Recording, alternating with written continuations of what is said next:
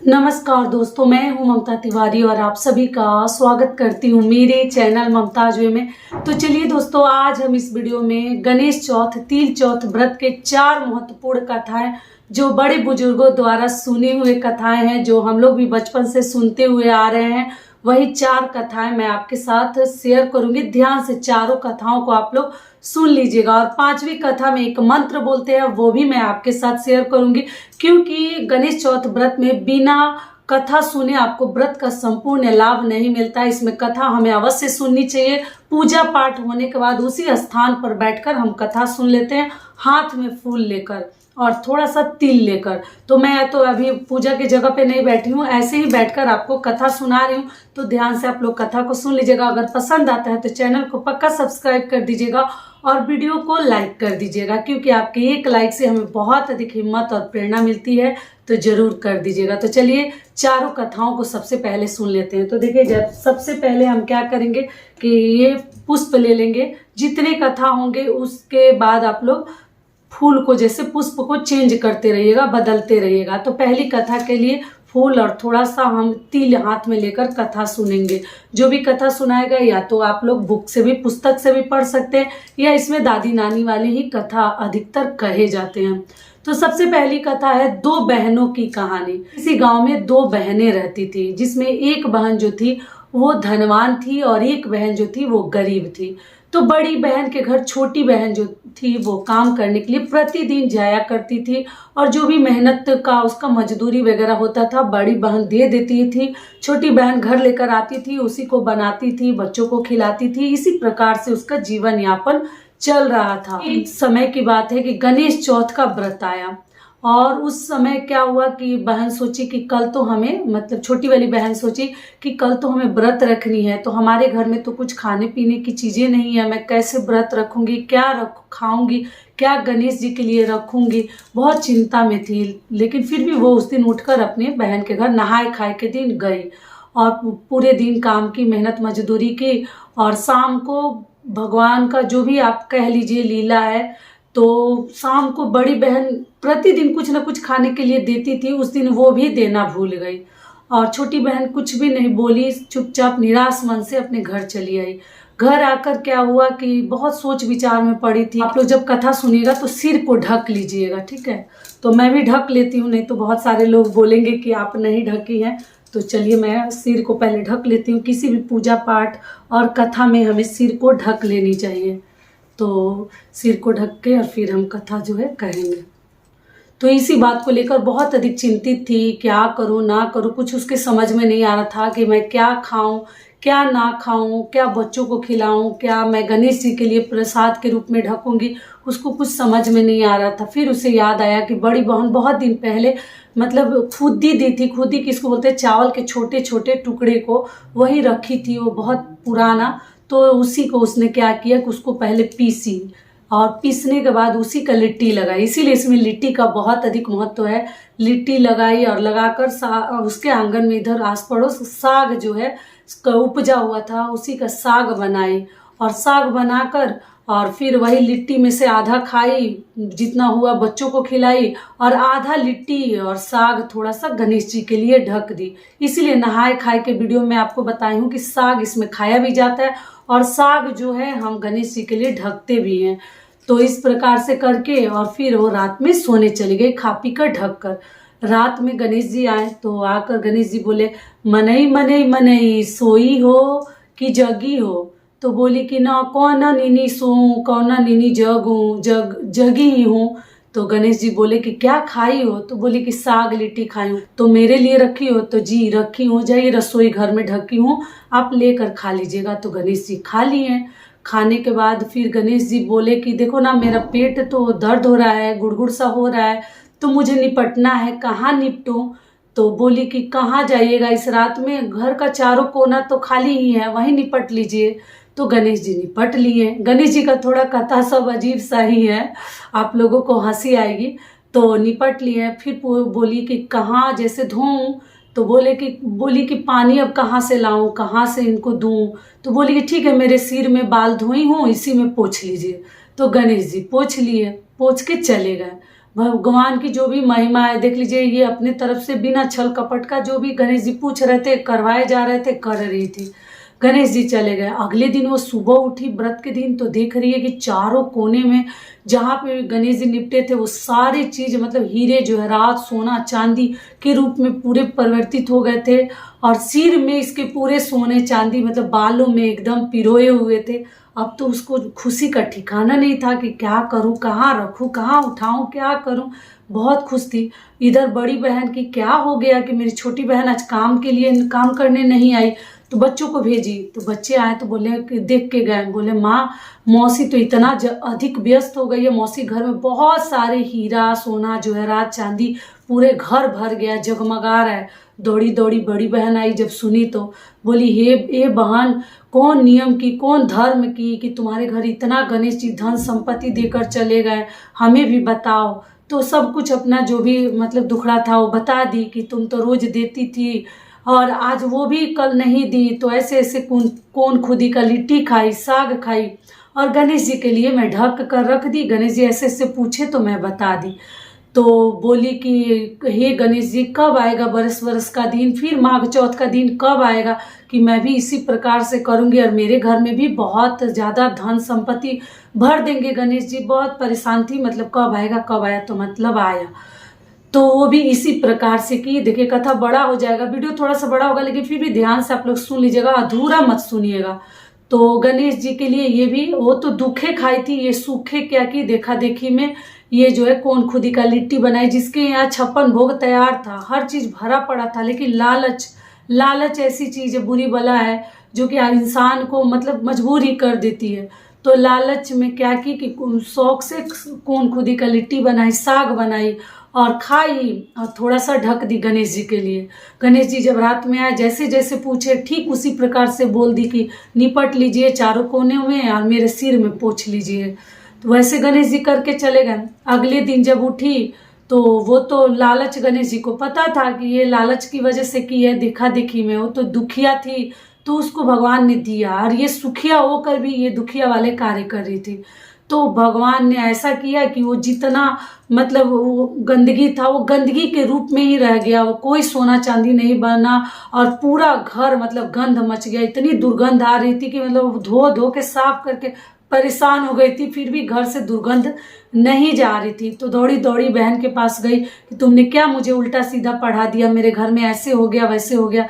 तो बहन बोली कि देखो बहन, मैं बहुत मतलब दुखी थी, मेरे घर में कुछ नहीं था, तो मजबूरी में ये सब कार्य की, और तुम बिना मजबूरी का मैं निश्चल भाव से वो सब कार्य की, और तुम जो है लालच की वजह से ये सब कार्य, जो कि तुम्हारे पास सब कुछ भगवान ने पहले से ही दिया है, फिर भी तुम जबरदस्ती जो है देखा देखी करने गई, तो उसका परिणाम तो तुम्हें भुगतना ही पड़ेगा। तो इस प्रकार से दोनों बहनों की यही दशा हुई। एक बहन को बहुत सारा संपत्ति मिल गया, एक बहन के घर में पूरे घर दुर्गंध ही फैल गया। तो हमें इस कहानी से यही शिक्षा मिलती है, कथा से, कि हमें कभी लालच नहीं करनी चाहिए। जितना भगवान दिए हैं, जो दिए हैं उसी में हमें प्रसन्न रहनी चाहिए और उतना ही में हमें संतोष करनी चाहिए, संतुष्टि हमारे अंदर जरूर होनी चाहिए। हे गणेश जी, जैसे उनका आपने मनोकामना पूर्ण की, ठीक उसी प्रकार से सभी का करे हे गणेश जी। और गणेश जी की जय। ये पहला वाला फूल जो है हम रख देंगे एक साइड पे, फिर दूसरा फूल हम उठा लेंगे, ठीक है। फिर दूसरी कथा है कि देखिए सास बहू की कथा है। एक सास बहू किसी गांव में रहती थी बच्चों के साथ, और उनके पति रहते थे, मतलब जो बहू थी उनके पति, और सास जो थी बुजुर्ग थी। तो क्या हुआ कि दोनों गणेश चौथ का व्रत रखी थी अपने अपने बेटों के लिए, संतान के लिए। तो क्या हुआ कि सास जो है व्रत के दिन बहुत सारी तैयारी में लगी हुई थी। आपको मालूम है व्रत के दिन आम का पल्लो लाओ, फल लाओ, फ्रूट लाओ, दातुन लाओ, ये वो पूरे तैयारी में लगी पड़ी थी। लेकिन बहू जो थी अपने खाने के ही चक्कर में पड़ी थी, क्योंकि थोड़ा सा ना वो पेटू थी, वो भूखड़ जैसी थी, उसको बहुत अधिक भूख लगती थी, भूख बर्दाश्त नहीं होती थी। देखिए सबका अपना अपना जीने का तरीका है, ना उससे प्यास बर्दाश्त होती थी और ना उससे भूख बर्दाश्त होती थी। तो अपने इंतजाम में लगी थी कि व्रत भी रहूंगी सबके दिखावे के लिए, और इधर मैं खाते भी रहूंगी, और सबके नजरों में था कि ये व्रत रखी है, सभी यही सोच रहे थे। ये सोचकर वो जो है भूजा कर रख ली थी, अरवा चावल का, कच्चा चावल जो है, और तिल का भूजा कर रख ली थी। इधर मछली बनाकर रख ली थी, अरवा चावल का भात बनाकर चावल बनाकर रख ली थी। और सास जो थी पूरे दिन मतलब पूजा की चीज़ सामग्री इकट्ठा करके एकत्रित करके संभाल कर रख रही थी कि शाम को कथा कहेंगे, चंद्रदेव को अर्घ देंगे, आम के पल्लो, पान का पत्ता, ये सभी चीजें मंगा कर रख रही थी। तो क्या हुआ कि इस प्रकार से उनका पूरा दिन व्रत का चल रहा था। तो बहू क्या करती थी, बाहर जब आती थी रूम से तो मतलब कमरे से, तो बोलती थी सास को कि कब शाम होगा, कब चंद्रोदय का समय होगा, हमसे अब रहा नहीं जा रहा है। तो और घर में जब जाती थी तो तिल चाउर का भूजा खा लेती थी और कभी मछली खा लेती थी, कभी अरवा चावल का भात, ढेल ढेलौरा भात, मतलब आपको मालूम है नया वाले चावल का जो भात होता है ना वो ढेला ढेला सा हो जाता है, यानी कि मतलब सभी चावल दाना दाना अलग हो ऐसा नहीं होता, गीला गीला सा हो जाता है। तो कभी कभी वो चावल भी खा ले रही थी और फिर बाहर आती थी तो बोलती थी भूखे प्यासे एकदम रहा नहीं जा रहा है। और ये सभी चीजें नोटिस कौन कर रहा था, उसका खुद का पति उसको देख रहे थे। तो पति देख रहे थे कि देखो हमारी माँ कितने सच्चे मन से श्रद्धा भाव से व्रत रखी है, कितना निष्ठा से त्याग करके, और मेरी बीबी को देखो ये जब घर में आ रही है तो इधर चावल भूजा खा ले रही है, एक गाल में इधर खा ले रही है, और बाहर जाके बोल रही है कि भूख प्यास से रहा ही नहीं जा रहा है। तो कुछ बोले नहीं और शाम हुआ तो बोले कि ठीक है आप लोग पूजा की तैयारी करो, हम गांव में जा रहे हैं, लोगों को अर्घ दिला लेंगे, उसके बाद आएंगे तो आप लोग सास बहू को दिलवा देंगे। तो शाम जब हुआ तो दोनों सास बहू पूजा पाठ की, कथा कहीं सुनी और इंतजार करने लगी कि कब आएंगे तो अर्घ दिलवाएंगे। तो उनका बेटा जो है थोड़ा रात को ही आया, थोड़ा देर हो गया था। तो आए तो माँ को खूब अच्छे से अपने माँ को पान के पत्ते, सुपारी और तिल रखकर और सिक्का के साथ ही मतलब अर्घ दिया जाता है, अर्घ दिलवाएं और खूब अच्छे से गणेश जी का जो भी मंत्र वगैरह है बोलकर चंद्रदेव का, और फिर वो अर्घ दिलवाएं। और जब अपनी पत्नी का उनका बारी आया तो बोले कि तिल चाउर का भूजा ली गणेश जी पूजा, तिल चाउर का भूजा ली गणेश जी पूजा, मांगुर मछली का नाम था मांगुर मछली, और ढेल ढेलौरा भात ली गणेश जी पूजा, मछली भात ली गणेश जी पूजा, इस प्रकार से बोल रहे थे। तो बोल रहे कि ऐसे आप क्यों कर रहे हैं, अपनी माँ को तो कितना श्रद्धा से आप पूजा करवाए हैं, जैसे अर्घ दिलवाए हैं, और मेरे साथ ये सब क्या बोल रहे हैं, मंत्र वगैरह नहीं पढ़ रहे हैं। तो बोले कि तुम्हारे लिए यही मंत्र है, तिल चाउर का भूजा ली गणेश जी पूजा। तो बोले कि देखो हमारी माँ बहुत त्याग के साथ सुबह से निर्जला निराहार ये व्रत रखी है, बहुत ही नियम धर्म निष्ठा के साथ, और तुम क्या हो कि लोगों को धोखा दे रही हो। मैं सब देख रहा था, तुम जा रही थी कमरे में और खा ले रही थी और फिर बाहर आके नाटक कर रही थी, ड्रामा कर रही थी कि हम व्रत रखे हैं, इसलिए तुम्हारे साथ मैं यही मंत्र बोलूंगा, तुम्हारा व्रत तो खंडित हो गया है, तुम तो खा पी ली हो, कहाँ व्रत रखी हो। तो बहुत शर्मा गई और फिर बोली कि हे गणेश जी हमारी गलती को क्षमा कीजिएगा, फिर मैं अगले साल आपका व्रत एकदम नियम धर्म के अनुसार ही करूंगी। तो हे गणेश जी जैसे उनका कामना पूर्ण किए हैं वैसे साथ शत्रु का कीजिए। तो हमारा दूसरा कथा भी समाप्त हो गया, ये फूल हम रख देंगे, फिर अगला पुष्प ले लेंगे। तीसरी कथा इस प्रकार से है, किसी नगर में एक राजा राज्य करते थे। राजा के यहाँ उनकी लड़की की शादी थी, वो विवाह रखे हुए थे कि इस डेट को मेरी बेटी की शादी है। तो पूरे नगर के लोगों को बताकर राजा रखे थे कि बहुत अधिक उनके नगर में, उनके राज्य में बहुत अधिक बारिश हो रही थी, और इस वजह से राजा के घर का कोई भी कार्य नहीं हो रहा था, ना कोई अनाज अन्न वगैरह सूख रहा था, ना कुछ हो पा रहा था, ना कुम्हार अपना बर्तन पका पा रहा था। इतनी बारिश हो रही थी कि लोग परेशान थे, और पूरे नगर में उन्होंने घोषणा करवा दी थी कि जो भी हमारे यहाँ जैसे गेहूं धोकर और पीस कर लाकर मेरे यहाँ पहुंचा देगा सुखा कर, तो उसको मैं बहुत सारे स्वर्ण मुद्राएं दूंगा। और राजा तो ये सभी चीजें गांव के लोग सोच रहे थे कि कैसे क्या किया जाए, कैसे गेहूं धोकर सुखाया जाए, इतनी बारिश में गेहूं कैसे सूखेगा। तो एक बुढ़िया थी, बुढ़िया ने गणेश जी से प्रार्थना की। उस समय गणेश चौथ का समय चल रहा था। बुढ़िया ने प्रार्थना की और कहा कि हे गणेश जी अगर मेरे घर में आप जो है धूप दे देंगे ना मेरे आंगन में, तो मैं एक दिन आपके पास आऊंगी।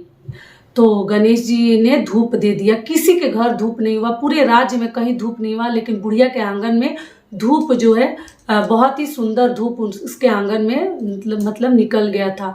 और बुढ़िया जो है गेहूं को अच्छे से धोकर सुखाकर पीस कर राजा के यहाँ समय से जाकर पहुंचा दी।